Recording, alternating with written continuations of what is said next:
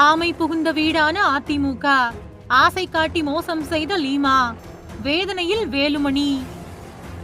2026 சட்டப்பேரவை தேர்தலுக்கு பின்னாடி அதிமுகவில் உருவான உட்கட்சி குழப்பம் நாளுக்கு நாள் அதிகரிச்சுட்டு வருது. தேர்தல்ல கட்சி எதிர்பார்த்த வெற்றியை பெறாத நிலையில பொதுச் செயலாளர் எடப்பாடி பழனிசாமி தலைமையை எதிர்த்து சில முக்கிய தலைவர்கள் தனி அணியா செயல்பட ஆரம்பிச்சாங்க.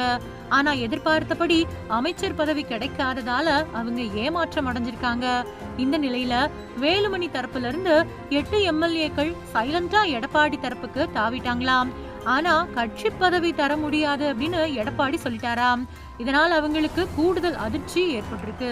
இந்த நிலையில ஓபிஎஸ் மாதிரி பொதுக்குழுவை கூட்டி எடப்பாடி பழனிசாமியோட பதவியை பறிக்க சி.வி. சண்முகம் காய் நகர்த்திட்டு வராரு அப்படின்னு சொல்லப்படுது. இந்த நிலையில அதிமுகவுல நடக்கக்கூடிய குழப்பங்களுக்கெல்லாம் போன சில மாசங்களுக்கு முன்னாடி கட்சியில சேர்ந்த லீமா ரோஸ் தான் காரணம் அப்படிங்கிற குற்றச்சாட்டை முன்வைக்கிறாங்க அதிமுகவினர்.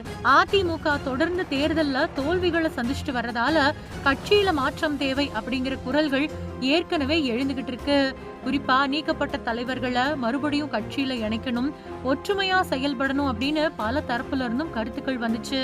ஆனா இந்த விவகாரத்துல அடுத்து எதுவும் நடக்காத நிலையில தேர்தல் முடிவுகளுக்கு பின்னாடி C V. Shanmugam, S P. Velumani, C. Vijayabaskar மாதிரியானவங்க தனி அணியா செயல்பட ஆரம்பிச்சது அதிமுக அரசியல்ல அதிர்ச்சியை ஏற்படுத்துச்சு.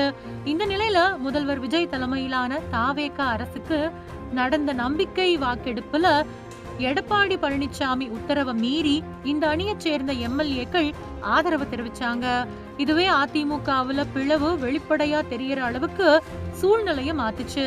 அதுக்கப்புறம் சம்பந்தப்பட்ட 25 எம்எல்ஏக்கள் மேல நடவடிக்கை எடுக்கணும் அப்படின்னு சபாநாயகர் கிட்ட இபிஎஸ் தரப்பு மனு கொடுத்தது. இதுக்கு பதிலடியா எடப்பாடி பழனிசாமி ஆதரவு எம்எல்ஏக்கள் மேல நடவடிக்கை எடுக்கணும் அப்படின்னு வேலுமணி தரப்பும் மனு கொடுத்தது. இதனால 2 தரப்பினருக்கும் இடையிலான மோதல் மறுபடியும் தீவிரமடைஞ்சிருக்கு.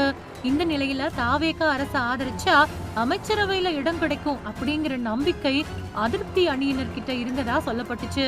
குறைஞ்சபட்சம் 4 இல்லைன்னா 5 அமைச்சர் பதவிகள் கிடைக்கும் அப்படின்னு அவங்க எதிர்பார்த்தாங்க. இதுக்காக பல்வேறு பேச்சுவார்த்தைகளும் நடந்ததா தகவல்கள் வெளியாச்சு. அதுலயும் குறிப்பா சி.வி. சண்முகம் வீட்டுக்கு நேரடியா போய் முதல்வர் விஜய் சில எம்எல்ஏக்களை சந்திச்சது அரசியல் வட்டாரத்துல பெரும் பேசுபொருளாச்சு. இதனால அதிமுகவுல பெரிய பிளவு வரப்போகுது அப்படிங்கிற தகவல்கள் வேகமா பரவுச்சு. ஆனா அமைச்சரவை விரிவாக்கம் நடந்தப்போ அதிமுகவை சேர்ந்த எம்எல்ஏக்களுக்கு எந்த வாய்ப்புமே வழங்கப்படல. இதனால அதிருப்தி அணியினர் கடும் ஏமாற்றம் அடைஞ்சதா சொல்லப்படுது. அமைச்சர் பதவி கிடைக்கும் அப்படிங்கிற நம்பிக்கையில இருந்த பலரும் அதுக்கு பின்னாடி அமைதியா எடப்பாடி பழனிசாமி தரப்பு கூட மறுபடியும் இணையக்கூடிய முயற்சியில இறங்கி இருக்கிறதா தகவல்கள் தெரிவிக்குது.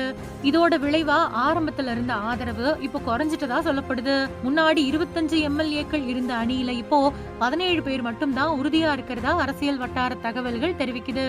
இதுக்கிடையில அதிருப்தி அணியில இருந்த சில மாவட்ட செயலாளர்களோட பதவிகளை எடப்பாடி பழனிசாமி நீக்கி இருந்தாரு.